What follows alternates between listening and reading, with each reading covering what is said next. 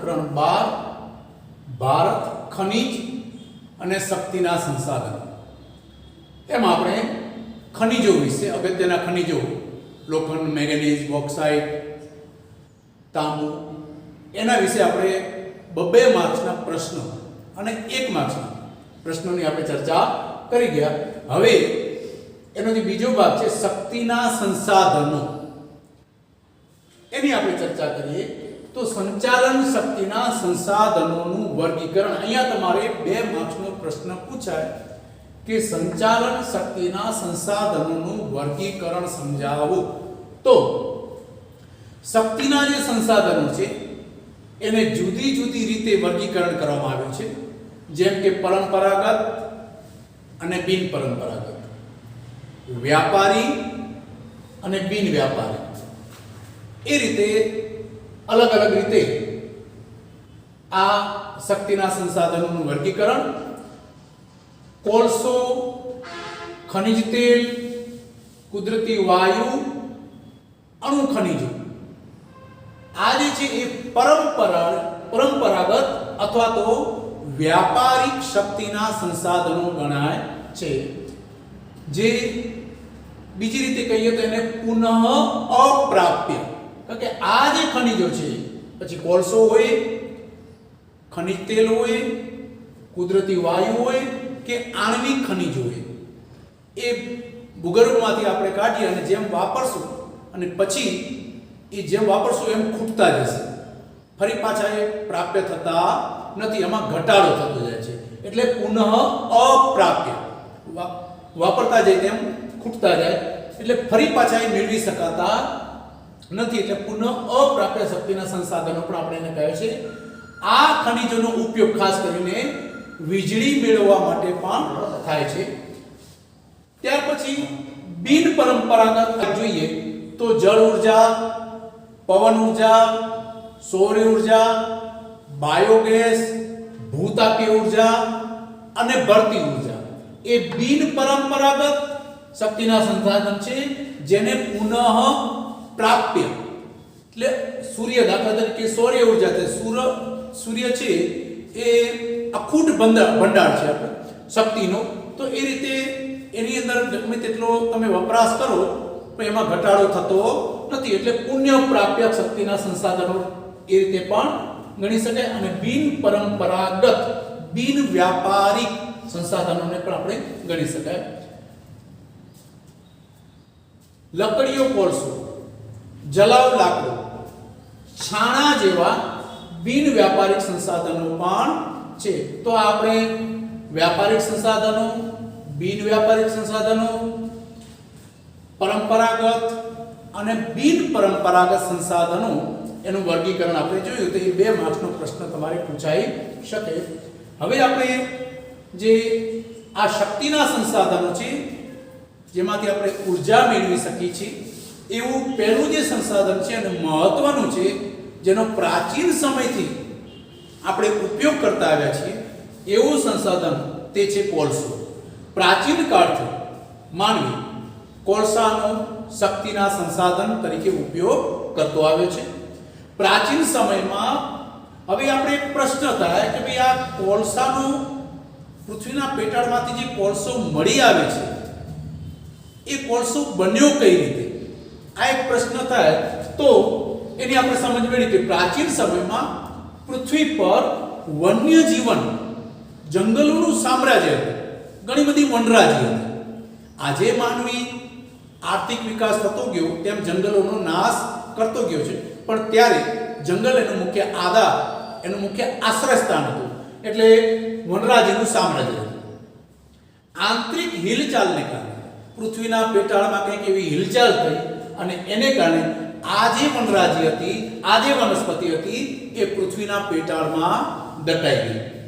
હવે આ દટાવાથી ત્યાં પૃથ્વીના પેટાળમાં આંતરિક ગરમી અને દબાણને કારણે કાર્બન તત્વ ધરાવતા જે વૃક્ષો હતા અને જે પ્રાણીઓ હતા એનું મંદ, એટલે ધીમું ધીમું અંદર એ દહન થવા લાગ્યું અને તેથી વનસ્પતિમાંથી રૂપાંતરિત થઈ અને એનો કોલસો બન્યો. તો આ રીતે વર્ષો, હજારો વર્ષો, કરોડો વર્ષો પહેલા આ રીતે કોલસો બન્યો હોવાનું મનાય છે. જેને આપણે અને એક વખત કોલસો કાઢી લઈએ ફરી પાછો ત્યાંથી આપણે કોલસો મેળવી શકતા નથી. એટલા માટે જ આપણે કોલસાને પુનઃ અપ્રાપ્ય સંસાધન પણ કહે છે. આશરે 25 કરોડ વર્ષ પહેલાનો સમયગાળો કાર્બોનિફેરસ એ સમયગાળા તરીકે ઓળખાય છે. અહીંયા તમને એક માર્ક્સનો પ્રશ્ન પૂછાઈ શકાય કે 25 કરોડ વર્ષ પહેલાના સમયગાળાને ખાલી જગ્યા ગાળા તરીકે ઓળખાય છે. તો કાર્બોનિફેરસ એ સમયગાળા તરીકે ઓળખવામાં આવે છે.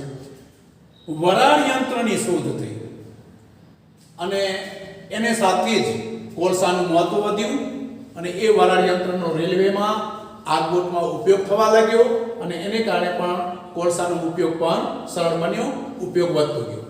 તાપ વિદ્યુત, એમાં વીજળીની શોધ થઈ અને એ તાપ વિદ્યુતના ઉત્પાદનમાં પણ કોલસો એ મહત્વનું ખનિજ બન્યું. કોલસામાંથી કેટલીક આડ પેદાશો, 2 માર્ક્સનો પ્રશ્ન કોલસા વિશેનો તમારે પૂછાય કે કોલસો કઈ રીતે બન્યો અથવા તો અને કોલસાની આડ પેદાશો જણાવો અથવા તો કોલસાની આડ પેદાશો જણાવી એના ઉત્પાદિત રાજ્યો જણાવો. આવો 2 માર્ક્સનો પ્રશ્ન પણ પૂછાઈ શકે.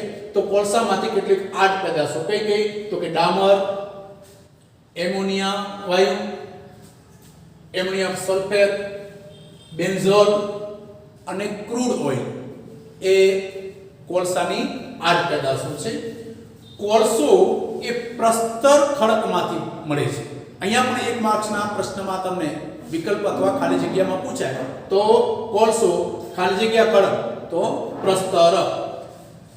કાર્બન તત્વને આધારે કોલસાના 4 પ્રકાર પડે છે. હવે અહીંયા એક પ્રશ્ન એ રીતે પણ પૂછાય કે કોલસાના પ્રકારો જણાવી અને તેના ઉપયોગ જણાવો. તો કોલસાના 4 પ્રકાર, ખાલી 2 માર્ક્સના પ્રશ્ન તરીકે કોલસાના પ્રકાર પણ પૂછાઈ શકાય.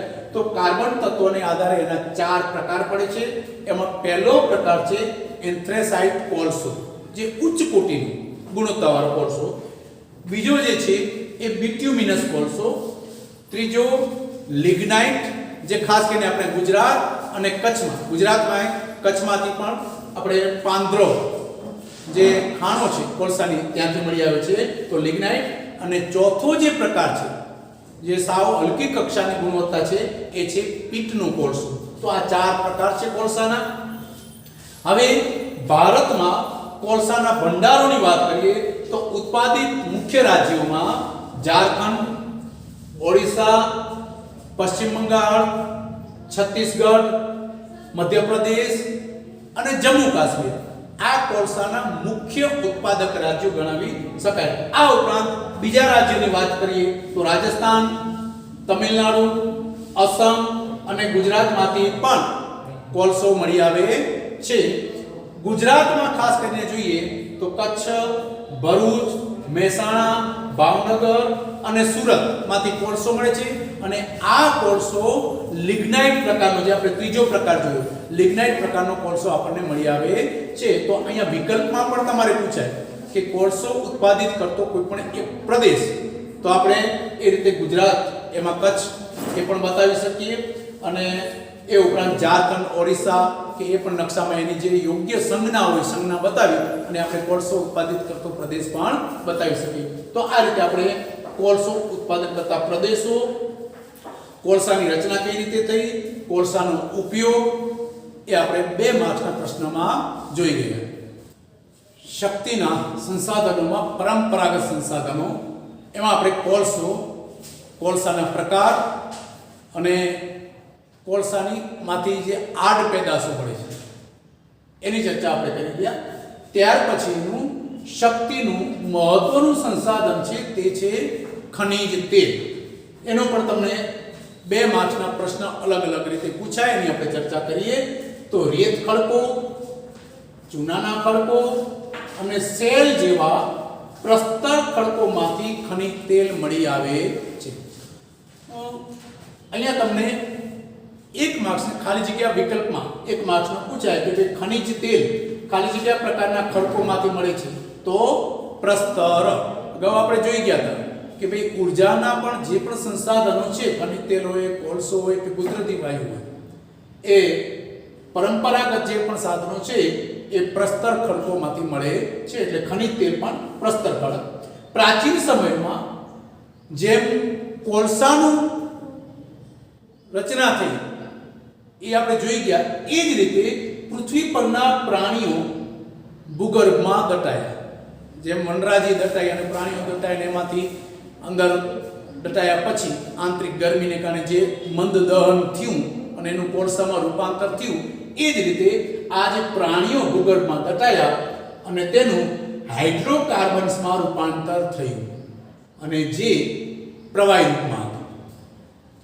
આંતરિક હલનચલન થતા આ સ્વરૂપના સ્તરો ધીમે ધીમે પૃથ્વી સપાટી તરફ ઉચકાતા ગયા અને એમાંથી કેટલાક સમુદ્રના તળિયે આવ્યા તો કેટલાક પેટાળમાંથી ઉપર આવ્યા.